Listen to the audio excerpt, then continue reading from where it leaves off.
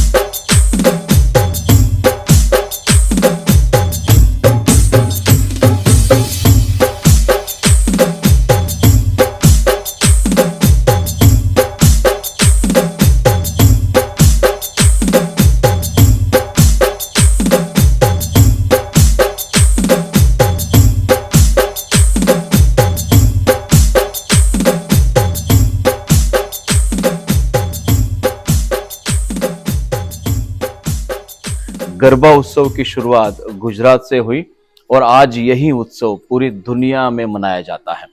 और आपको तो पता है कि शिरडी में मनाए जाने वाले जितने भी त्योहार है, उस त्योहारों की एक अपनी अलग खासियत है, एक अपना नया अंदाज है, एक अपना परिचय है, जिसे मनाने के लिए दुनिया भर से साईं भक्त शिरडी आते हैं और उस उत्सव को साईं बाबा के साथ और शिरडी वासियों के साथ मनाना यह साईं भक्तों का स्वभाव है।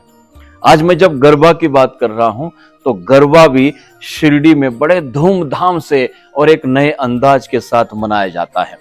मुझे आपको बताने में काफी खुशी होगी कि गरबा उत्सव की शुरुआत साईं बाबा की पावन भूमि में 51 वर्ष पहले हुई।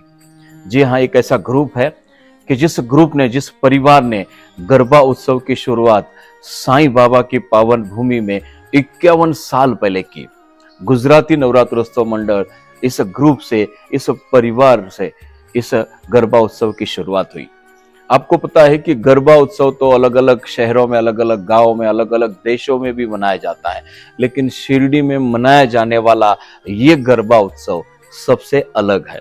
वो अलग इसलिए है क्योंकि हम देखते हैं कि हमारे मोबाइल में अलग अलग गरबा हम लोग देखते हैं, अलग अलग वेशभूषाएं लोग पहनते हैं। हमारी माता बहनें वहां पर वेशभूषाएं पहनती है और गरबा में गरबा खेलती है।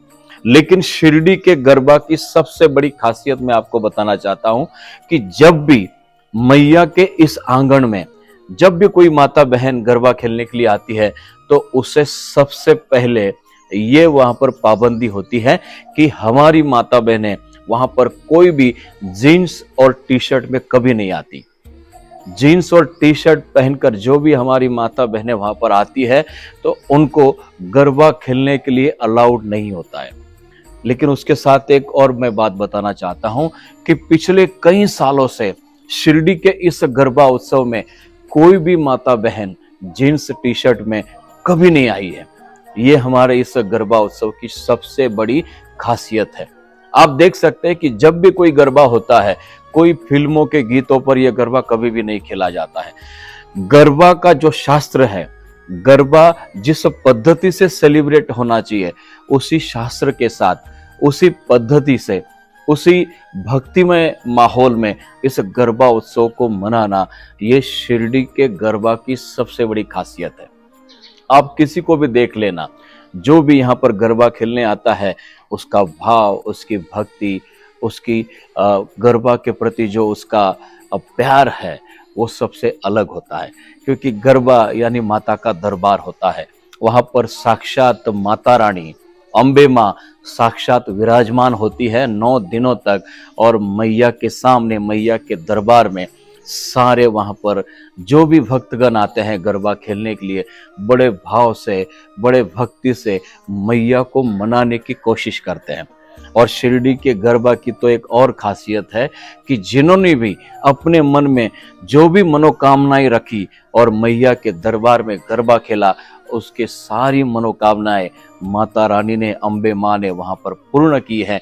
यह शिरडी के गरबा की सबसे बड़ी खासियत है।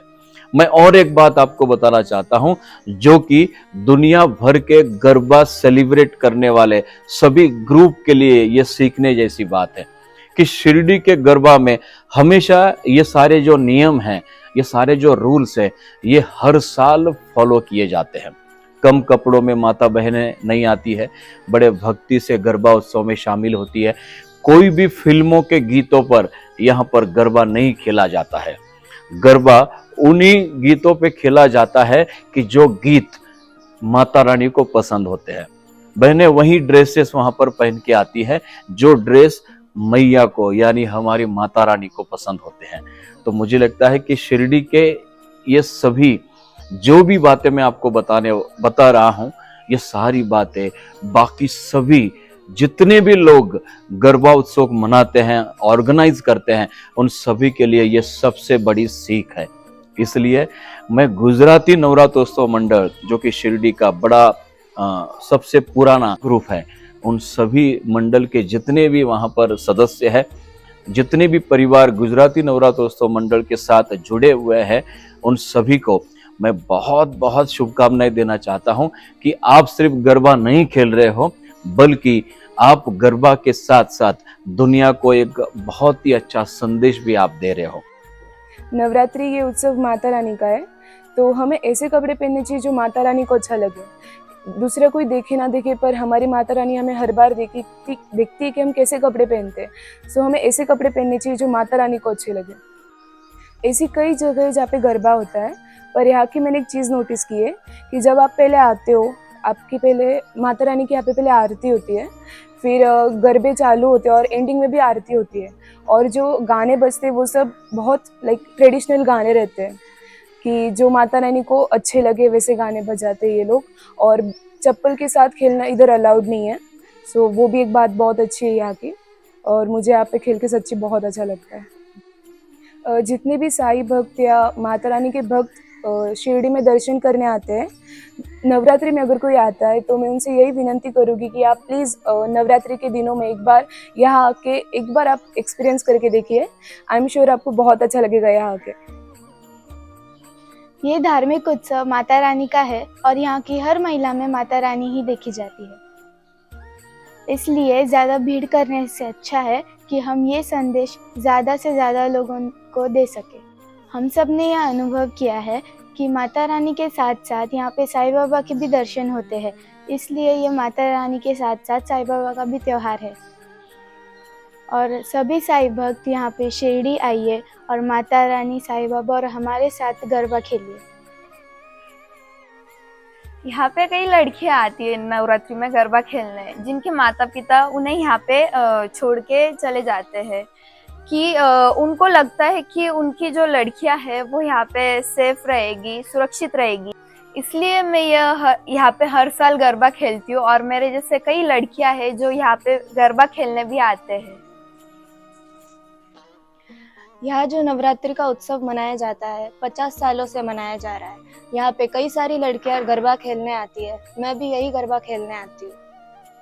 ये जो नवरात्रि का उत्सव है ये कोई फैशन नहीं है, ये एक धार्मिक उत्सव है, इसलिए हमें इसे धार्मिकता से ही मनाना चाहिए। मैं सबसे विनती करती हूँ कि जहाँ पे भी नवरात्रि का उत्सव मनाया जाए उसे धार्मिकता से ही मनाया जाए। अगर आपको चलो साई की ओर चैनल अच्छा लगे तो वीडियो को लाइक और सब्सक्राइब कीजिए और अपने अनुभव हमारे साथ शेयर कीजिए। धन्यवाद।